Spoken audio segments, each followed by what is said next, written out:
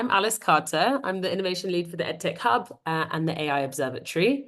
And I'm going to be your host for the next hour or so as we dig into this very important topic, unlocking learning outcomes in the age of AI.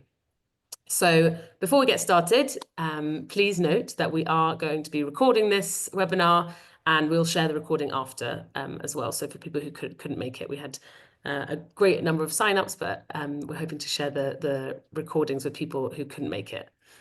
A couple of other things to note to interact with the speakers. We actually encourage you to use the Q&A function because we're going to be able to sort of sift through those questions and make sense of them and offer some answers in the chat if we can, or in the panel discussion in a bit.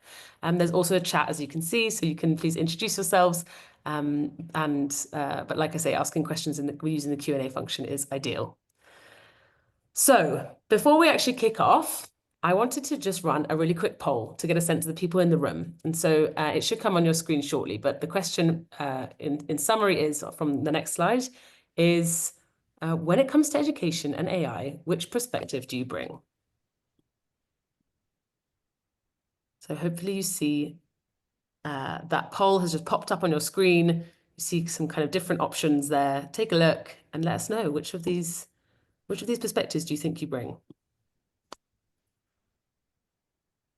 Oh, brilliant. It's so great. This is letting me know 30% of people have participated so far. That's wonderful. It's flooding in. And it's head to head. It's a room full of all of these things. Curious optimists, thoughtful realists, ambitious accelerators, and overwhelmed observers. It really is slightly ahead now on the curious optimist, but I'm really seeing that we're a very good mixture of these different perspectives. Which is great and really ties into some of the things we want to share with you today. So while we get the final 30% of people to answer as well, I'll let you know a little bit more about the AI Observatory. So the AI Observatory and Action Lab is an initiative which is designed to narrow the learning divide in the age of AI. We know that under business as usual, AI is set to broaden the learning divide. And we're really interested in the decisions we can make today that are going to change that trajectory. So our work has three components. It's an observatory that surfaces what's happening, what's not happening, and generating ideas and hypotheses for ways we can try and narrow the learning divide. We also have the Action Lab, which is where we'll actually test with partners some of those ideas and some of those hypotheses. And then alongside that, we're really focused on making sense of the evidence and publishing guidance, hosting events like this one, and sharing insight and staying in touch with people who are working alongside us in this phase of fast change. So we're hoping over the course of this hour to move many of you to that space of optimism. And I can see, 15 people said that they were already in this curious optimist space. We're hoping not to be blind optimism, right? But optimism about what's possible when it comes to effective and equitable learning for all in what is set to be the age of AI. So if you go to the next slide, that's really a summary of what the AI Observatory is all about, is intentionally designing for that effective and equitable learning for all in what is set to be the age of AI. So over the next hour, we'll share some of our findings from our first scan as the AI Observatory that we conducted over the last few months. If you can see here the lovely faces of some of the people in our team who will be helping us talk through those findings. So first of all will be Geeta, who's our futures lead, and she'll talk through some of the most interesting things that came up for us. And then she'll be joined by the rest of this panel, which is some more of our team members. There's Lee, who's the Director of Innovation for the EdTech Hub. There's Daniel Plout, who's our Evidence and Learning lead, and Mike, who is the chair of our steering group, but also a visiting fellow from the Brookings Institute and on leave for the World Bank. So we're really delighted to have all of you here to help us dig into the findings and to help just to discuss it a little bit more. Towards the very end, we'll run a few more polls so that we can hear from you as well. But as I said before, I'd really like to encourage you to pop your questions throughout into the Q&A function so that I can do my best to feed them into the discussion. So that's what we have in mind. And without further ado, I'm going to hand over um, to Geeta to tell us a little bit more about what we've been finding. Amazing. Thanks so much, Alice. And hello, everyone. Kamusta? I'm Geeta, the Futures Lead, originally from the Philippines, currently based in London. And today I want to share with you guys some of the 7 headlines we've learned so far from this work, including the things that, to be honest, have really, really surprised me. So I'm sure everyone's come here because we're all kind of curious or at least kind of overwhelmed with where AI is going. And I just wanted to say, I think we're finding that that's completely normal. You know, when there's fast-paced technology, it can feel very difficult to kind of keep up with where things are going. But to frame kind of our discussion today, I want to just remind us that at the end of the day, AI is a tech and a tool, but it's about the people. So the ones who use it, who design it, who research it, and the ones who harness it for better learning outcomes. So this frames us looking at AI from what we all bring to the table with all of our different perspectives, and some of the reasons why maybe some of these discussions feel really difficult at the moment. For all the people who've tried to read a lot of things and keep up, or who've attended a lot of webinars, I'm sure we're not the first one. There might be things that you leave and you're like, well, actually, what can I take from that? So I'm really excited to show you some of these things and some of the things that we're learning and framing that I think can help us have a more fruitful and practical discussion.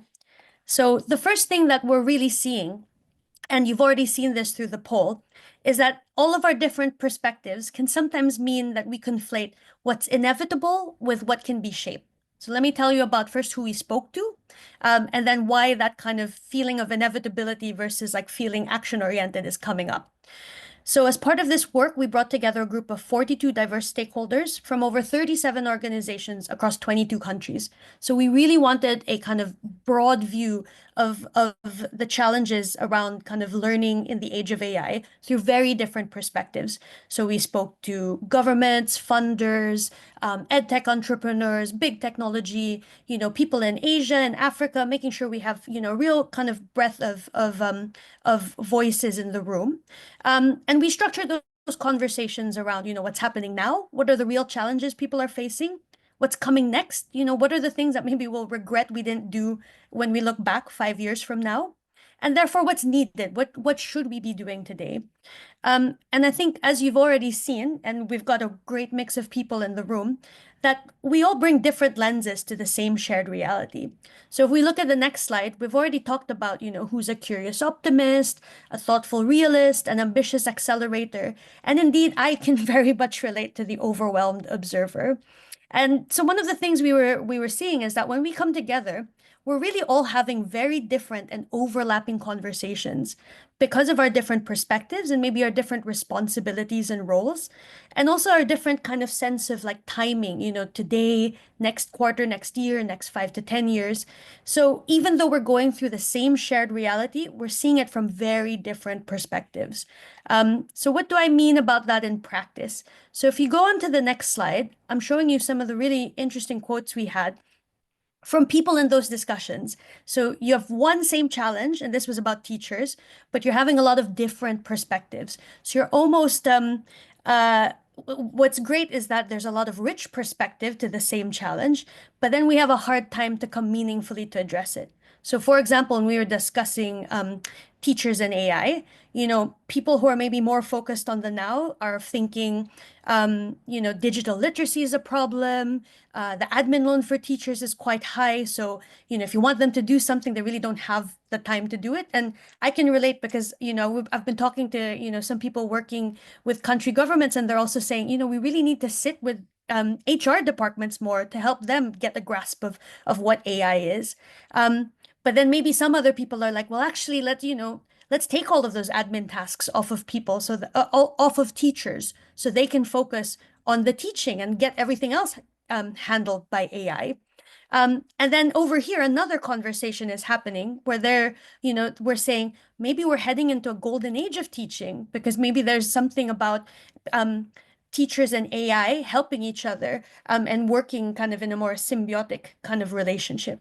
So again, very rich, but obviously we're all kind of tackling the same challenge, but not coming to a fruitful kind of conversation on therefore what should we do?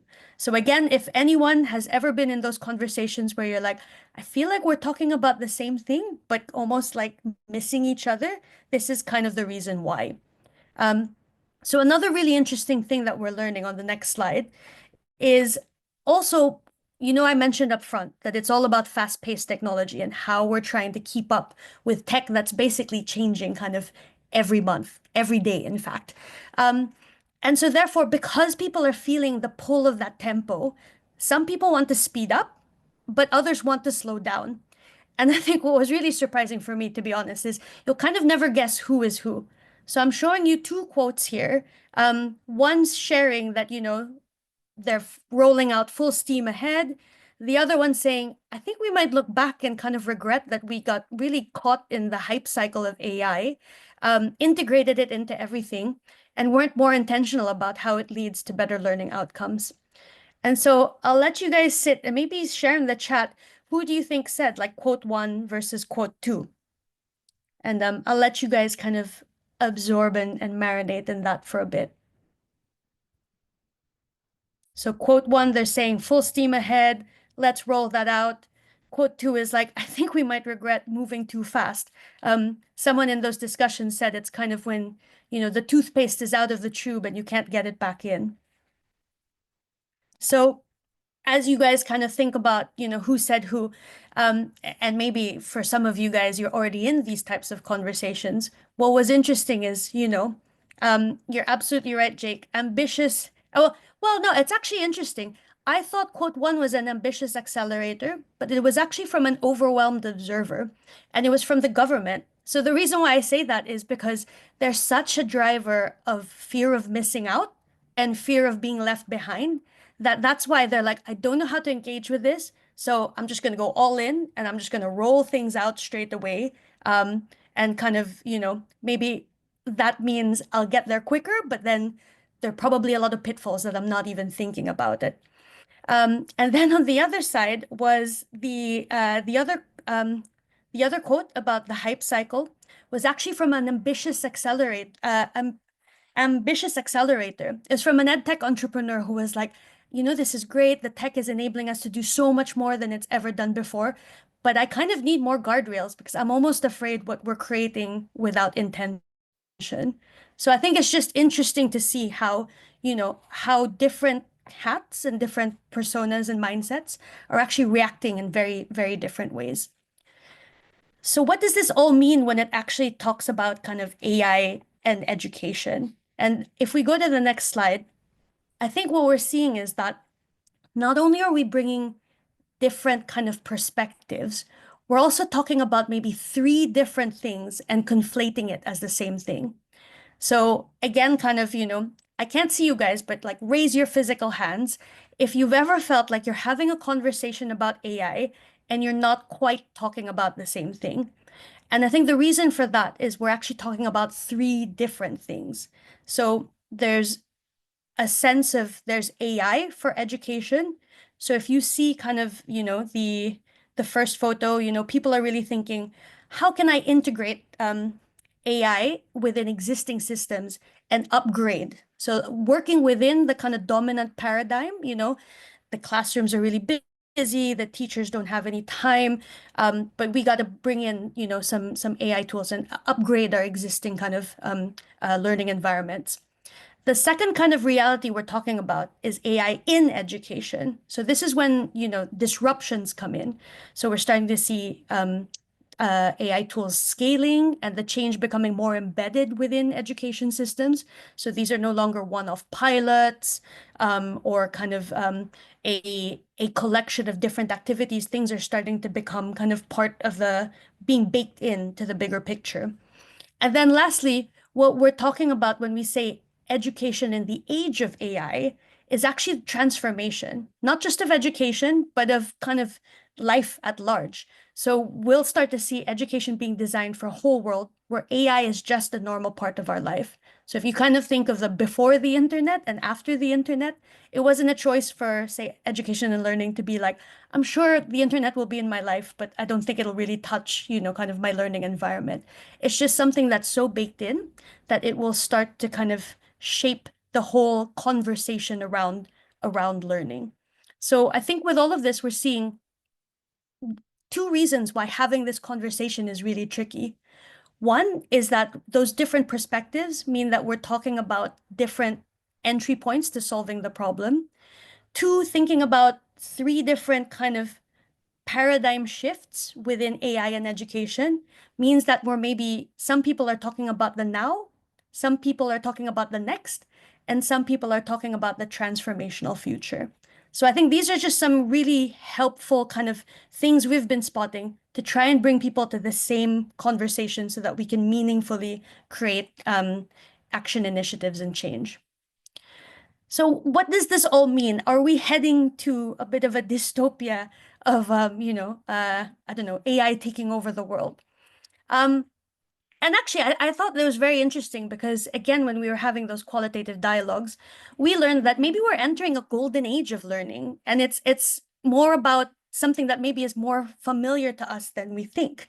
So, in one of the conversations we had, there's a great kind of reflection from the room that maybe we're hitting a golden age of teaching, where people and AI can come together, and it created this kind of rich discussion about challenging the current paradigm, which is based on, kind of an industrial revolution model of creating good workers, and maybe, some of the roots around what we know from religions with, with figures like Buddha or Jesus, where learning is fundamental to what they bring, and is not just about being confined in a kind of fixed school and classroom setting. So what we're saying is that the concept of teaching is firmly rooted in many cultures. And so while the act of teaching is sacred, maybe the role of the teacher could be reimagined in the age of AI. So two things. What's kind of stopping us? This sounds great. This sounds like maybe it's not as scary as I thought it was. But what are two things that are maybe blind spots that we could be addressing today? So one of the things that we're seeing, and it's on the next slide, is a big challenge is that education delivery system is underfunded. So one of the participants in our qualitative dialogue shared, one of the things we might regret is we didn't sit with government long enough to understand their problems and see how AI can be a potential solution. So I think while it's very exciting that there's so much funding and activity around the product space and investing in classrooms, what we're not seeing is behind the scenes, a lot of what's keeping the system going is still kind of stuck in the current paradigm, the today and the now, where there's a real potential for AI to support with some of that back end work that we see, for example, teacher allocations, predictive planning on classroom sizes. So those are the things that maybe AI could be really useful and helpful for. Another thing that's holding us back, and this is on the next slide, is some of the existing power dynamics.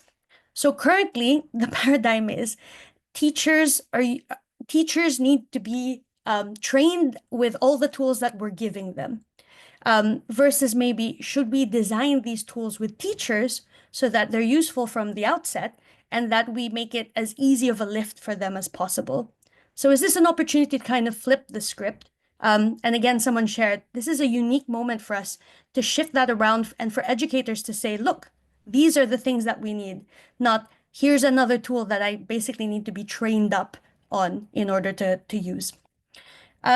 So on to the next slide. I mean, what does this mean for all of us? How do we connect all of these dots of the things that we're learning about the people, the perspectives, the time horizons, and also the kind of the challenges where we could make a big difference today?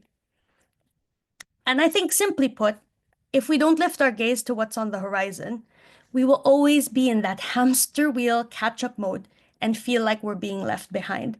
So I think the real main thing that we're finding is that we need to be thinking not just about today, but also about the tomorrow, and the tomorrow that we want versus the one that I think people are feeling we're getting dragged into, so that then we can start to shape what are the equitable actions for learning that we can start implementing and testing today. So thanks so much. I hope you guys enjoyed that, and I'll pass you back to Alice. Thank you so much, Geeta. I hope I speak for many people in the room when I say that was really, really fascinating. I'd love to hear from your perspective one thing that really surprised you in these findings. Yeah, I mean, I think what surprised me was maybe people's expectation that someone knows what's happening more than them. And I think the big secret is that we're all trying to figure it out together. So no one's ahead or left behind because literally the tech is moving so quickly and its societal impacts are so wide that I think it's more coming at it from curiosity and experimentation because things are changing very rapidly. And it's not about keeping up, it's about kind of staying aware and having a point of view. That's brilliant. Thank you. And I wonder if we could invite to the virtual stage the rest of our panel, which is Lee, Mike, and Daniel. And actually, I think we can stop screen sharing so that people can just see our faces.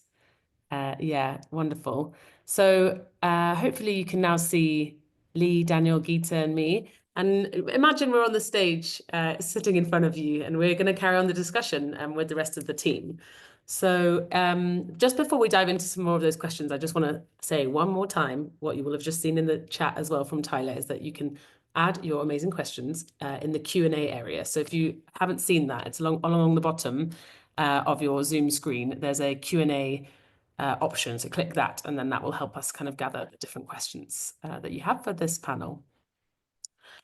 So thank you, Geeta, for kind of kicking us off. I'd love to go first to you, Lee.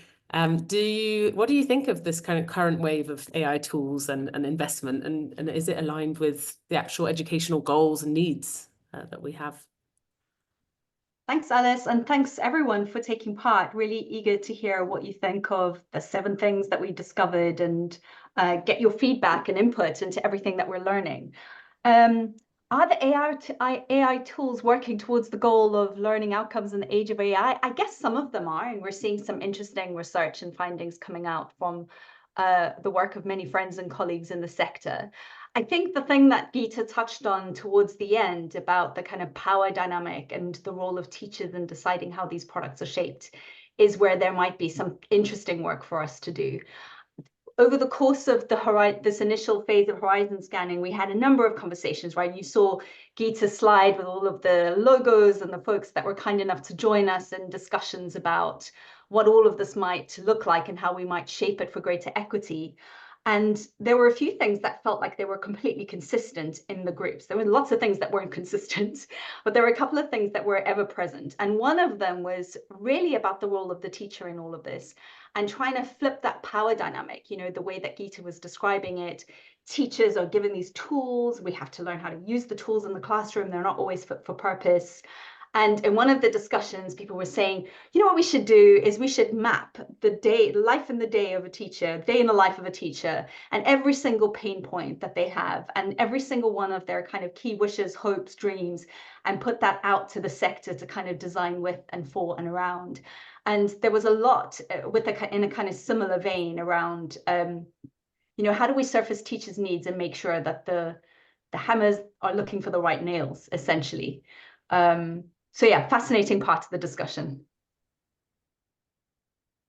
Absolutely, thank you, Lee. And we actually also had a question in the from the audience, Zainab, who was asking if how much of our research came across any use cases of AI in action in marginalized communities. And I wonder actually if I ping this back to Geeta or to Lee, because I feel it builds on kind of this view of where the tools are at right now.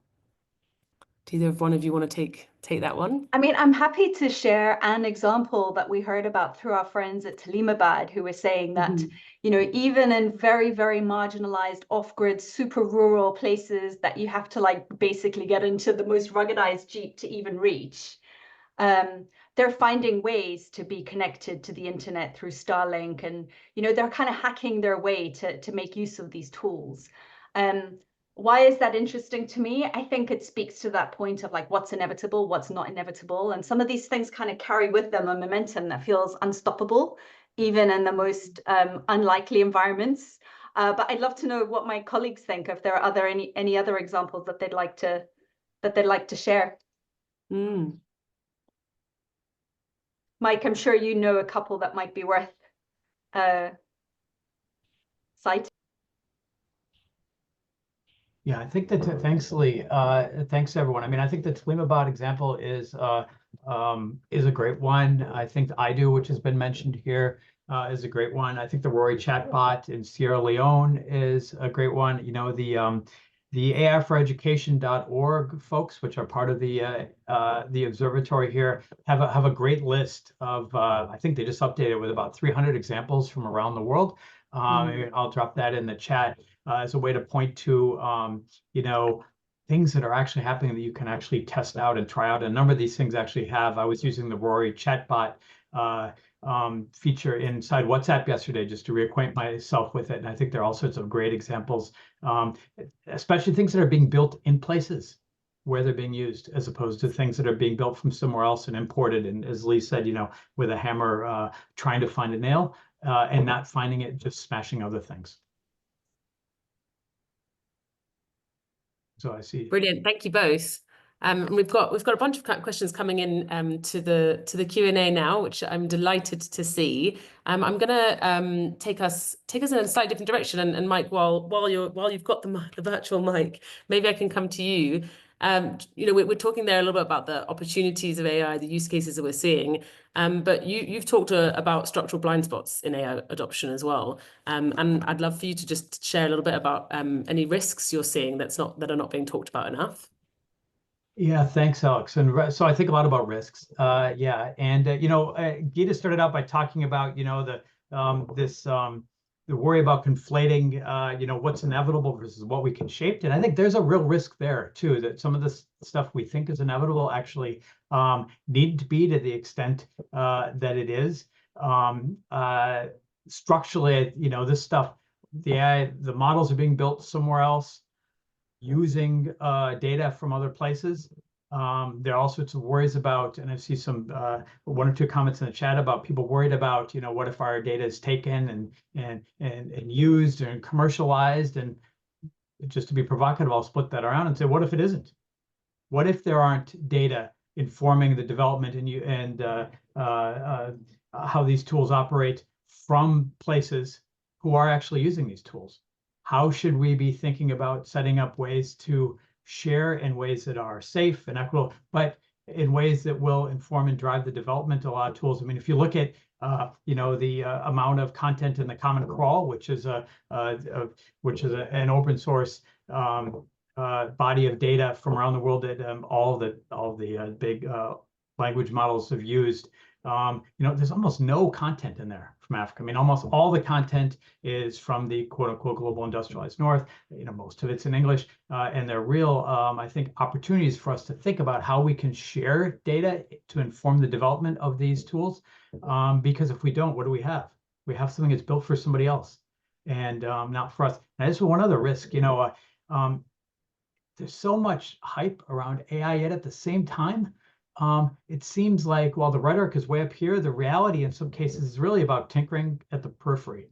And where there are really profound challenges we have in places when we're thinking about doing little things, let's save, you know, 8.2% of teacher time on lesson planning during this week. All those types of activities are good. I know that there are groups that do great work who are participating in today's webinar, but I do also wonder if there's a sort of a crisis of ambition despite all the high rhetoric that we see around AI use, because a lot of it is just around tinkering, I think. And maybe that's okay at this stage, but I think we need to move that past that pretty quickly. One of the risks I'll say, you know, one, it was mentioned just to be provocative that, you know, there's a belief that, you know, AI can be used to reduce the admin load of teachers, which will free them up to do more teaching and more interaction with students. You know, there's a very real possibility that the exact opposite happens.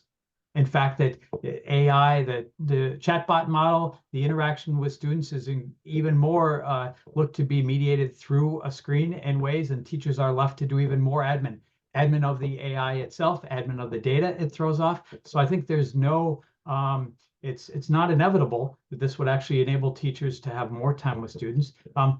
That is something that we have to decide to make happen.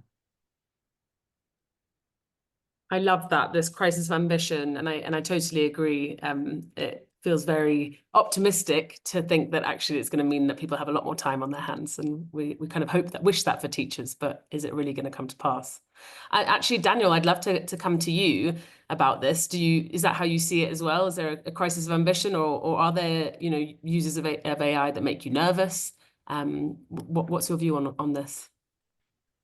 Yeah, thanks, Alice. I think to me, it's less about what use cases are really sort of problematic or make me nervous, but actually what they might lead to, some of the side effects that they could lead to. So I'll name three that I think in education systems are worth thinking about. One is the use of generative AI to produce educational content.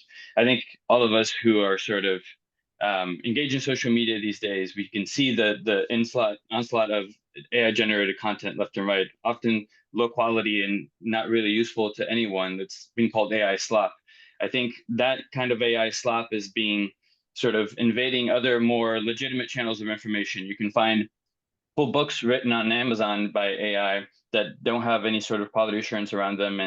And so I think I fear a little bit about the AI slop invasion in education systems, where we sort of look at a trade-off between having no content to having bad content and decide that the bad content is okay and it's not great for curriculums or textbooks or to bleed into teacher development.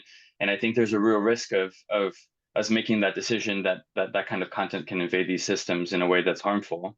The second one is the use of predictive AI, I think, for specifically, which is less talked about than generative AI, predicted, and in some ways an older technology.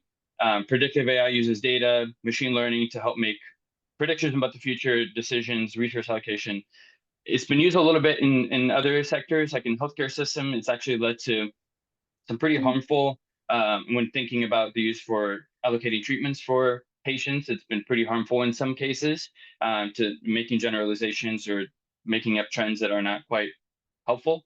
And so if you bring that to education systems without adequate concern to allocate teachers, to allocate resources, to decide on learning paths for students, for instance, I think it can be helpful efficiency wise, but it could potentially lead to some harmful side effects. And then just one more is the most common one, which is the use of AI for individualized, personalized learning that we talk about so much. There's a lot of promise there, clearly.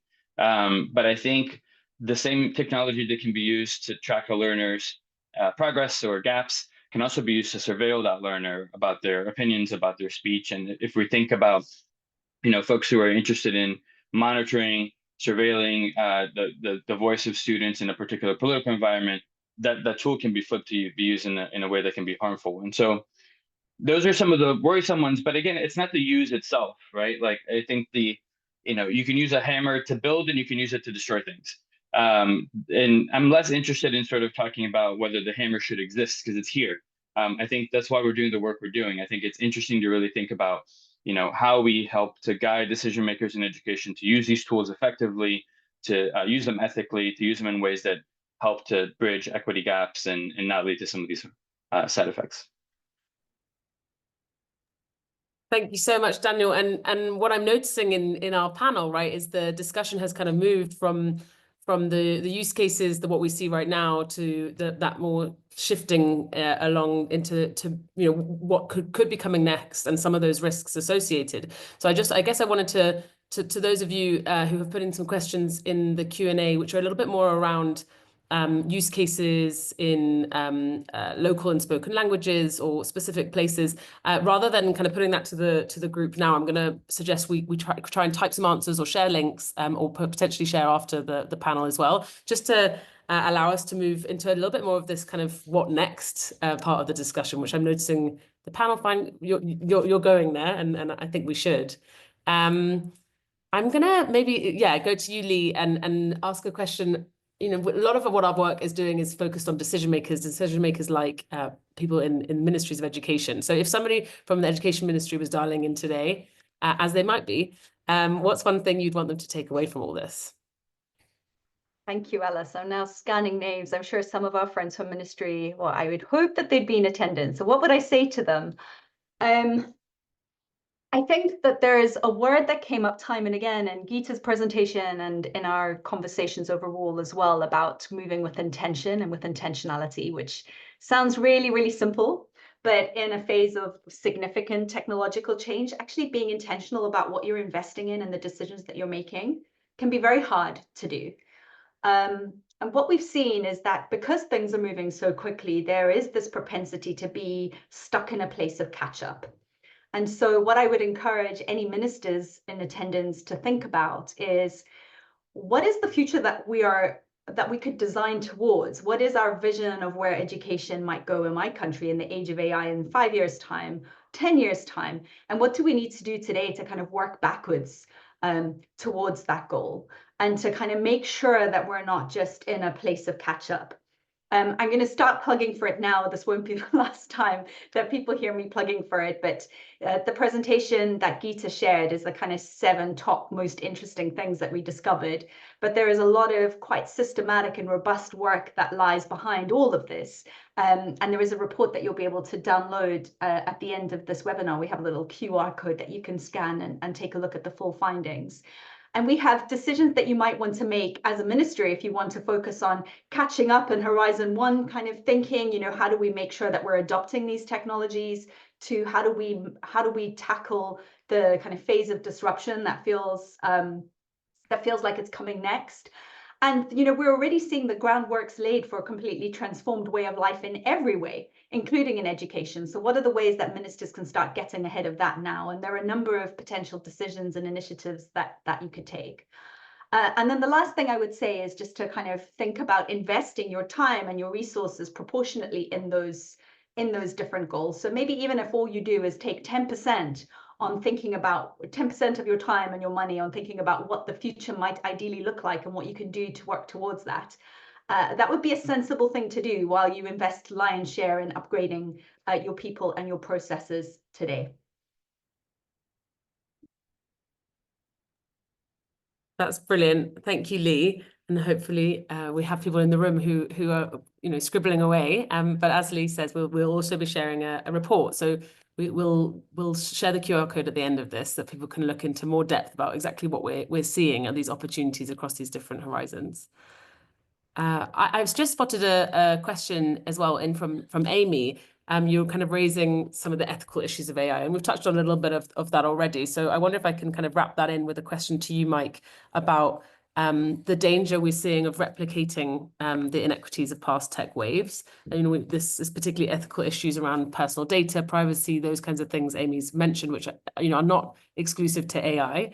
And I wonder if you could, you know, share your perspective on what it would take to overcome and leapfrog for some of those patterns this time around. Yeah, thanks, Alice. And thanks, Amy. And I think it gets also the question, you know, whose ethics and whose ethical norms around privacy and sharing and, you know, the rights of the individual versus the rights of the whole, or the needs of the individual versus the needs of the whole.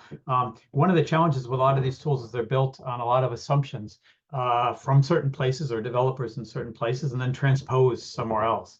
And, you know, concerns about data privacy, for example, there are all sorts of cultural norms built inside that. The question, you know, and to what extent, first of all, should we be, how should we be worried about them, and how should we understand what we mean by privacy and what's actually important? I think these are perhaps a topic, well, a larger topic for the observatory to think about. But I think in general, you know, and maybe to be deliberately difficult, you know, the leapfrog metaphor, I think, is also really problematic in thinking about less the idea that, you know, a place, just because you inject something that is this deus ex machina, you know, this thing, that technology that comes down from heaven, and places can skip stages of development automatically, and the mobile phone is the defining metaphor for that. But, you know, you can't just skip. So if we look at, Daniel talked about the dangers of AI slop, and you say, oh, we don't have enough digital content, we don't have a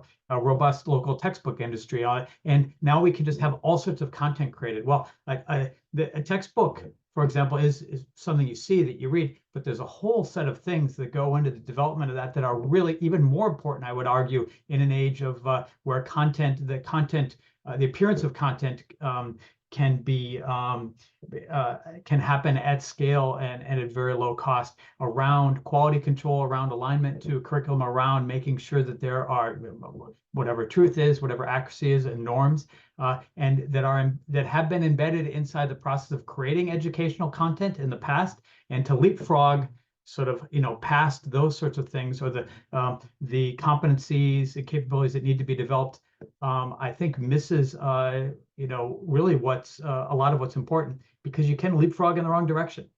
And I think if we don't acknowledge the types of infrastructure capacities and capabilities that need to be developed, and even more important, when part of us seems like we're jumping forward, I think we're in for, as we have in earlier stages of technology development, for all sorts of challenges, some of which we could avoid.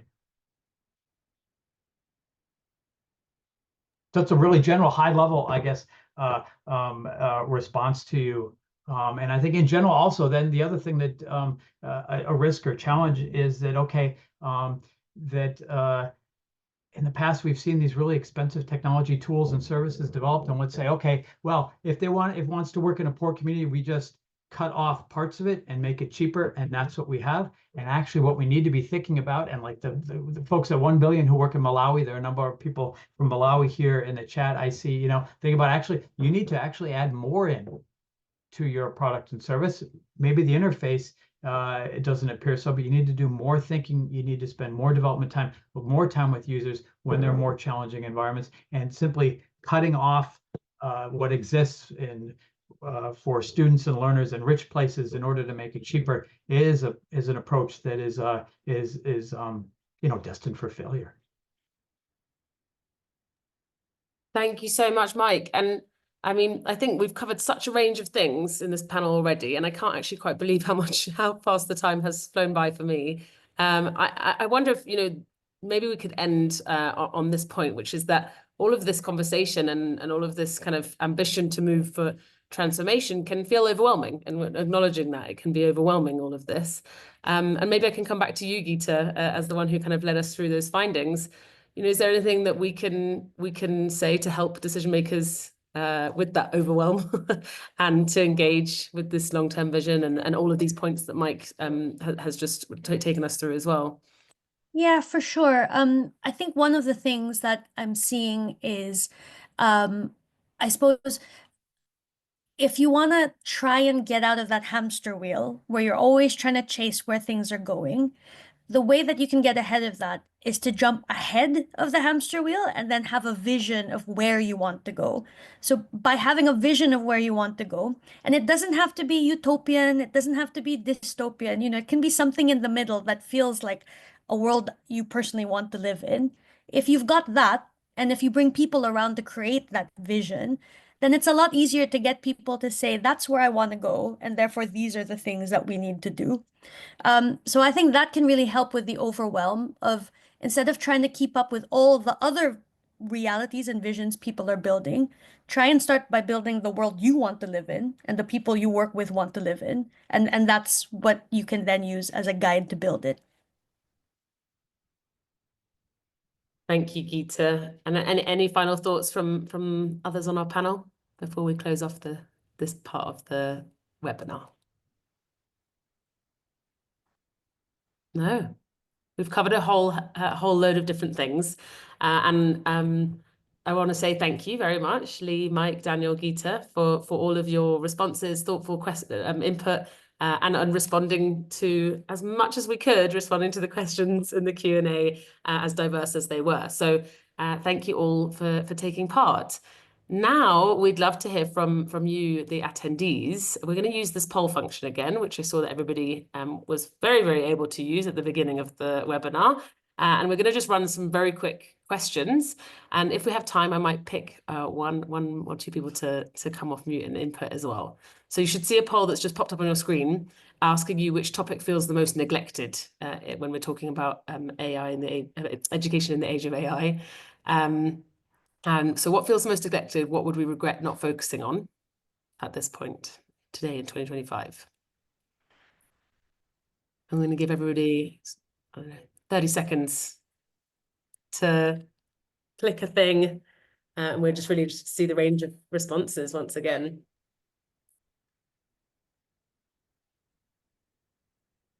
Brilliant. I can see that, yeah, I can see that nearly 40% of people, 45%, oh, it's shooting up. Okay, a lot of people have now started to input, and I'm seeing I'm never sure if people can see the poll, if it's just me, but the kind of one really leading ahead is around supporting teachers. And I think we've got enough time. I'd love for somebody who's said supporting teachers to maybe raise your hand, and then you'll be able to come off mute and just tell us why. Why did you choose that one? Why do you think that's being neglected or not being focused on enough? And it's going to be first come, first served. Whoever raises their hand first gets to speak.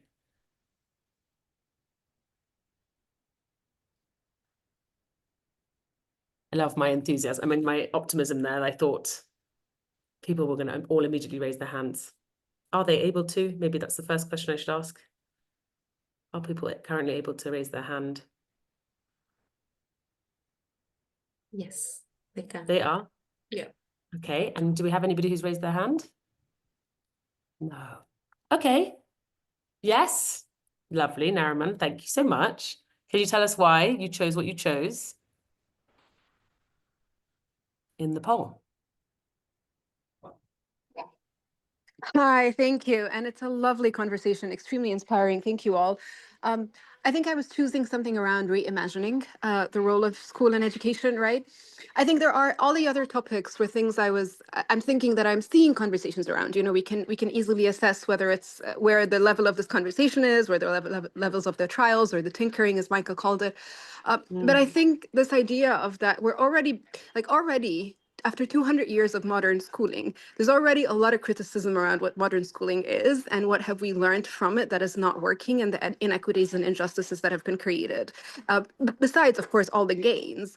And I wonder, it's kind of like we're building on a particular legacy of human experience and knowledge, right? And we're introducing, whether it's actually tech at large or AI in particular, we're introducing it to what we know how to do in education so far. But it's not like this massive human experience of putting everyone in school has particularly succeeded brilliantly everywhere. It succeeded to large extents, and it has a lot of ways to go, just as pure regular schooling, right? And so if we're building on that with the injustices that are already inherent in it, and we're introducing new tools without also reimagining and having the necessary conversations around where have we also not did well as a humanity in this massive human experiment of making sure everybody learns in a modern school, right? So yeah, I hope that makes sense. Absolutely, it did, and this came up in our research as well. It's so interesting how it's also a very divisive thing. Some people will find that very, very nerve-wracking idea to really take that step and reimagine learning, and others felt much more comfortable entering into that headspace. So thank you for that input. I'm gonna take one more person's raised hand, and then we're gonna do a couple more polls. So I think we have Omashani. Hi there. Thank you all. It's a very interesting panel discussion. I think my response was teacher development and teacher support as a key driver of success here, because teachers sustain our systems, and especially in terms of developing countries. And I think much of the change that is coming, our learners leave the system, whereas teachers stay in the system for 10, 15, 20, 30 years even. So we're looking for ways in which we can engage how teaching is done in the 21st, 22nd century. And we're looking for ways in which that can be done in a sustained way. And the only way to do that is to support teachers more adequately. And as I think Gita was saying earlier on, it's about alleviating some of the stresses that teachers are feeling. And one of it is, you know, being overwhelmed by the dearth of edtech that's coming on the scene, coupled with the tools, coupled with the new trend now, which is AI in education. So now it's looking at so many different things, and the needle keeps being pushed. And how do we support the teachers adequately to do their jobs? Thank you so much, both of you, for coming off mute. And I know it can be a little nerve-wracking to do that in this webinar format. So thank you for that. And it's great because you both touched on the highest scoring. So actually the highest scoring was reimagining the purpose of learning. That was 46%, and supporting teachers was 35%. So it's so great to hear a little bit about why you chose that and where you're thinking, why you're thinking that. I'm going to just run a second poll now for everybody. And this time, we're kind of flipping the question. So what should we avoid working on? And you'll see it's got the same list of things. And I'm really interested and intrigued to see where we fall this time around. So please click the one you think we should avoid. And if we have time, I'll take one person to share why they've chose that.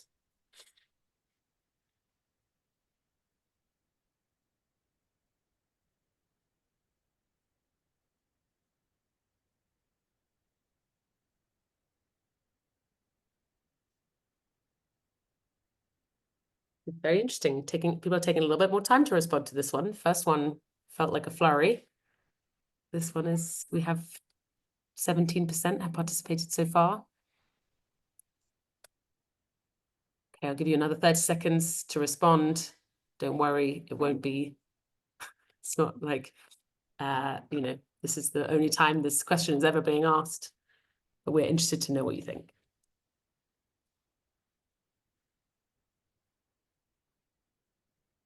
Okay, and while we're just wrapping that up, while people are still putting in their final votes, maybe I can just invite the first person to raise their hand will get a chance to just say why in 30 seconds.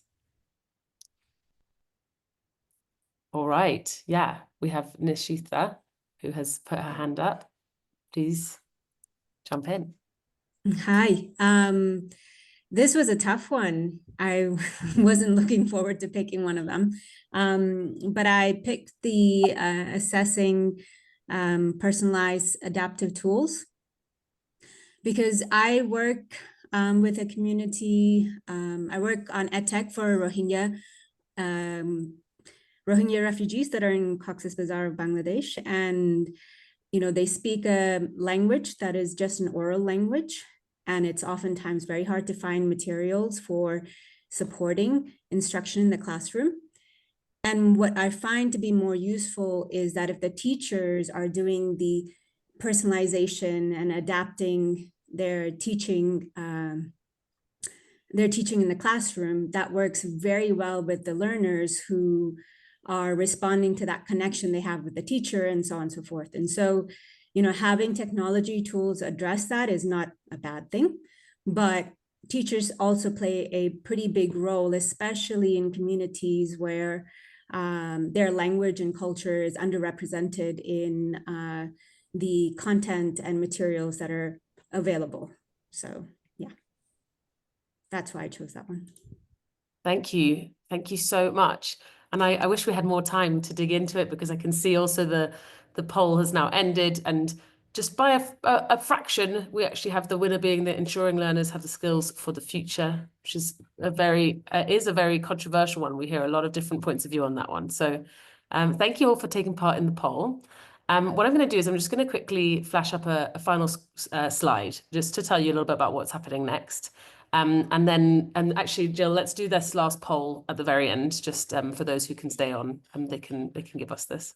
But I'm just going to flash up this slide so that you can see the report we've been talking about and see a little bit of what's happening next. So I will just start speaking. Hopefully that slide is going to come up in a second. Basically, really the message we wanted to say is this is just the beginning, right? We'd love to stay in touch with all of you and everyone who's here on our progress. Our goal is to narrow the learning divide in the age of AI. So we've talked a lot about the risks. We've talked a lot, and we are very, very aware of those. And that's really our goal, is to narrow that learning divide. So next, what we'll be doing is testing our ideas on how to do that. And some of the things we talked about today are what we're hoping to be able to test. So if you scan that QR code in the top right corner, then that'll take you directly to this full report we've been talking about, and you hopefully can dig into much more of the detail. And I'd love to encourage you to follow us on LinkedIn, because we'll be hosting a number more of events like these, discussions and opportunities to connect with others in this space. So that's what's happening next for us. Thank you once again for coming. If you have another minute or two to spare, we're going to launch a final poll, which asks you who you think we should be speaking to. So who do you think is in this space, who's doing brilliant work, who we should be speaking to? And there'll be a sort of text box that you can just type into, and let that be your parting gift to us. Thank you once again for coming, and thank you to all our panelists for your input and the really, really vibrant discussion.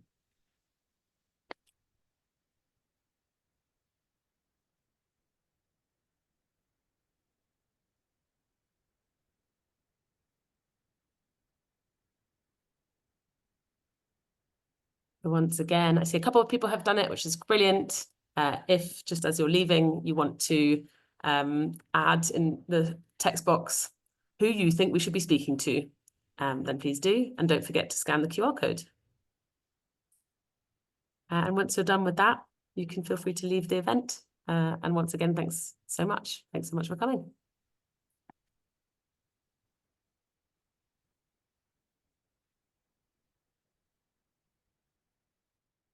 And for those looking for the link to the report, I think if you follow EdTech Hub on LinkedIn, we should be able to share there as well.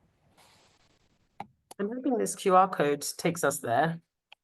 Maybe that's fake news. No, it is, right? It does. Yeah, great. So lots of ways to find the report. And exactly as Gita said as well, please do follow us on LinkedIn.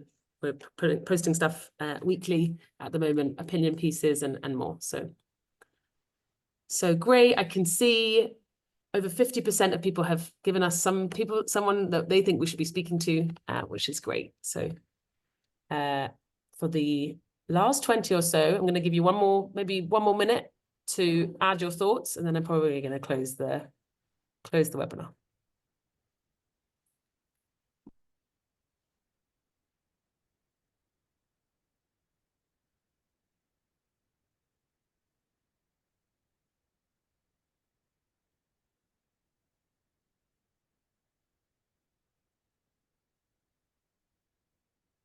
Hey, the poll is closed. Thank you all for coming, and see you very soon.